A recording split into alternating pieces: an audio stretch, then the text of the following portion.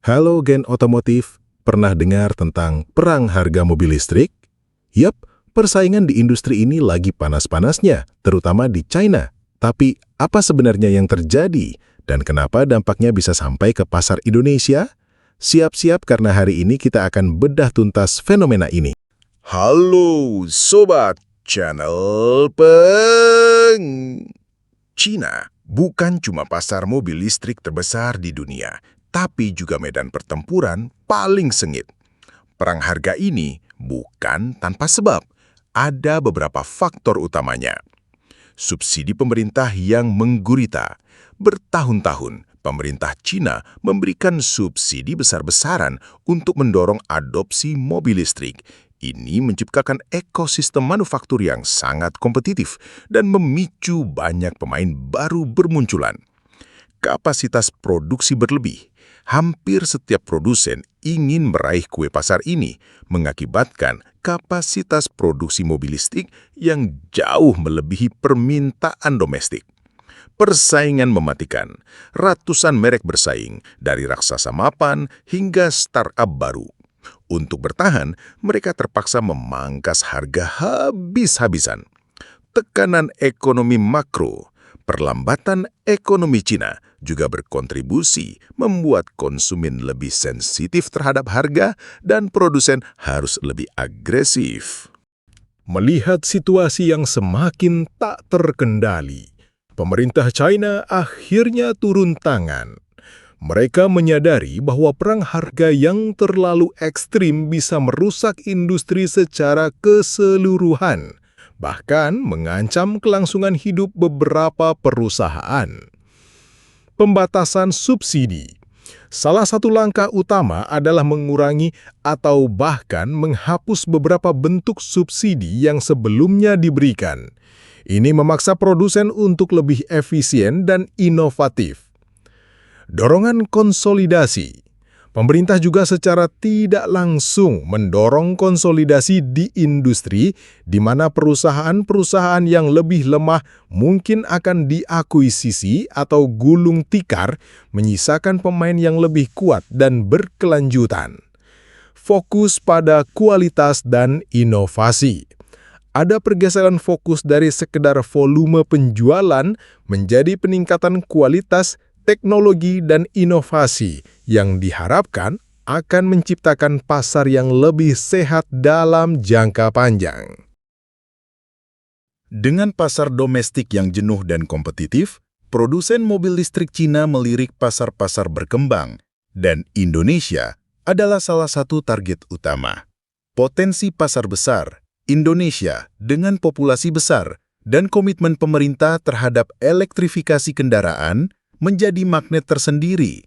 Harga kompetitif, model-model mobil listrik dari China seringkali menawarkan harga yang jauh lebih kompetitif dibandingkan merek Eropa atau Jepang, menjadikannya pilihan menarik bagi konsumen Indonesia. Inovasi cepat. Mereka juga dikenal sangat cepat dalam meluncurkan model baru dan mengadaptasi teknologi, menyesuaikan diri dengan preferensi pasar lokal. Investasi lokal.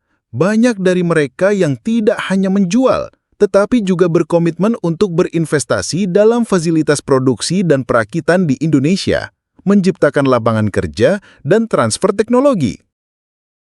Selain produsen mobil, raksasa teknologi seperti Huawei juga ikut bermain. Mereka tidak hanya fokus pada perangkat keras dan lunak mobil, tetapi juga pada jantungnya, baterai. Investasi besar di Litbang Huawei dikenal dengan investasi besar di riset dan pengembangan, dan teknologi baterai adalah salah satu area fokus mereka. Baterai super cepat. Kabar tentang baterai mobil listrik super cepat dari Huawei adalah game changer. Bayangkan, mengisi daya mobil listrik secepat mengisi daya smartphone. Ini akan mengatasi salah satu kekhawatiran terbesar konsumen, waktu pengisian yang lama. Implikasi luas.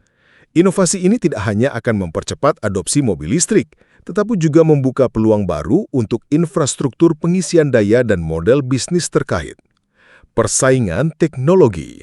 Kehadiran Huawei semakin memanaskan persaingan di sektor baterai, yang secara tidak langsung akan menguntungkan konsumen dengan pilihan yang lebih baik Indonesia jelas merasakan dampak dari gelombang mobil listrik Cina dan inovasi baterai ini.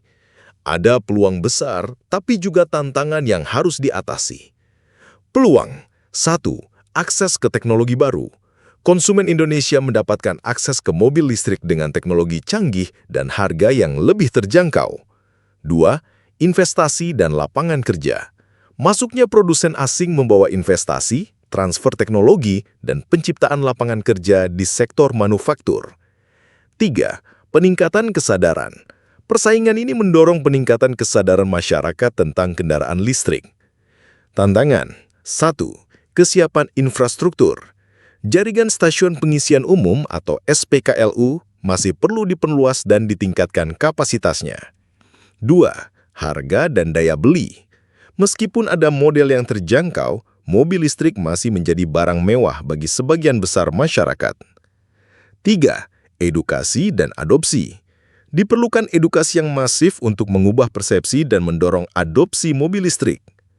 4. Standarisasi. Perlu standarisasi dalam teknologi pengisian daya dan suku cadang untuk kemudahan konsumen Dan harga yang lebih terjangkau. Perang harga di Cina, invasi merek-merek baru, dan inovasi baterai super cepat adalah bagian dari gelombang besar yang mengubah industri otomotif global. Bagi Indonesia, ini bukan hanya tentang mengikuti tren, tetapi tentang beradaptasi dan mengambil peran. Era elektrifikasi total, masa depan mobil adalah listrik. Ini bukan lagi pilihan, tapi keniscayaan.